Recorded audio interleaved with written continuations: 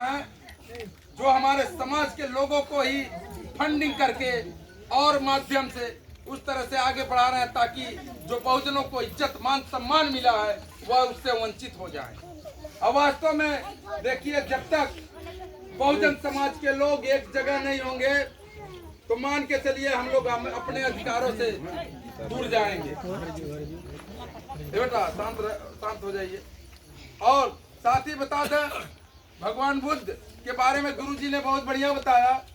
तो गुरुजी एक चीज और है, भगवान बुद्ध, अब ये बताइए यहाँ पे जितने लोग हैं सबके घर समस्या होगी ना, कुछ ना कुछ समस्या होता है। तो समस्या के पीछे सबसे बड़ी क्या चीज होती है? कारण होती है। तो भगवान बुद्ध ने कहा था कि कारण को ही समाप्त कर दो, अपने आप समस्या खत्म हो जाएगी। तो देखिए, हमारे समाज में जो समस्याएं उत्पन्न हो रही हैं, आज देखिए दिन प्रतिदिन हमारे दलित परिवार के लोगों के साथ कहीं ना कहीं अत्याचार हो रहा है। आप टीवी में देखते होंगे कि कहीं ना कहीं हमारे दबे कुचले व्यक्तियों के साथ कहीं ना कहीं किसी ना किसी रूप में प्रताड़ित किया जा रहा है।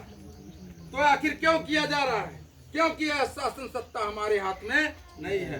तो बाबा साहब जो सपना देखे थे, उन्होंने जो समाज को आगे ले जाने के लिए किया था, उसमें उनका पहला प्राथमिकता था कि जब तक हमारे हाथ में शासन सत्ता नहीं आएगी तब तक हम लोग अपना भविष्य नहीं बदल सकते। तो साथियों, अभी देखे होंगे कि जो चुनाव हुआ है, अभी कल परसों रिजल्ट आया है।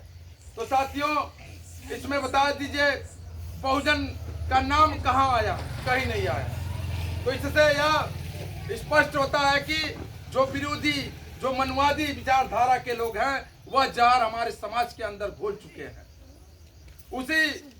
उसी जहर के नाते आज हमारे समाज के लोग इकट्ठा नहीं हो पा रहे हैं साथियों। तो साथियों, बता दें कि बाबा साहब आज जो हम लोग बैठ करके जो भी प्रधान से लेकर के प्रधानमंत्री तक का जो चुनाव हम लोग करते हैं, यह बाबा साहब की देन है। लेकिन यह देन, इसके पीछे कारण समझिए कि जो आज हम लोग शासन सत्ता या शासक जो चुन रहे हैं वह हम ही लोगों के द्वारा चुने जा रहे हैं। तो क्या बाबा साहब ने आपने 4 बच्चों का अपने आंखों के सामने उनका मृत्यु होते हुए देखा?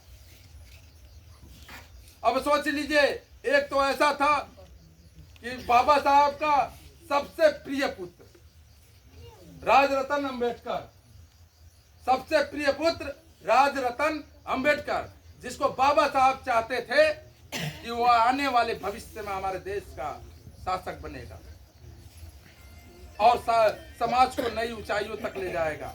लेकिन उनके गरीबी के कारण, स्वास्थ्य के कारण, बहुत सारी परेशानियों के कारण उनका मृत्यु हो गया।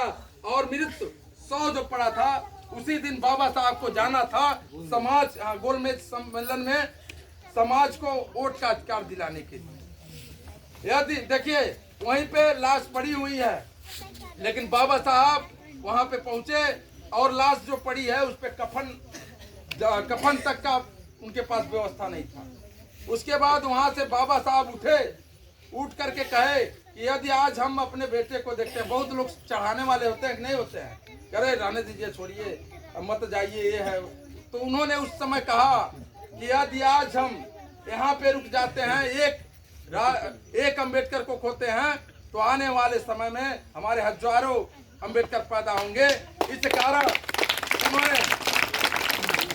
कारण उन्होंने गोलमेज सम्मेलन में भाग लिया और भाग लेने के बाद वहां से हमें एक वोट का अधिकार मिल गया। वो तो लाए थे 2, लेकिन मिला कितना? 1। तो जो आज हम लोग वोट डालते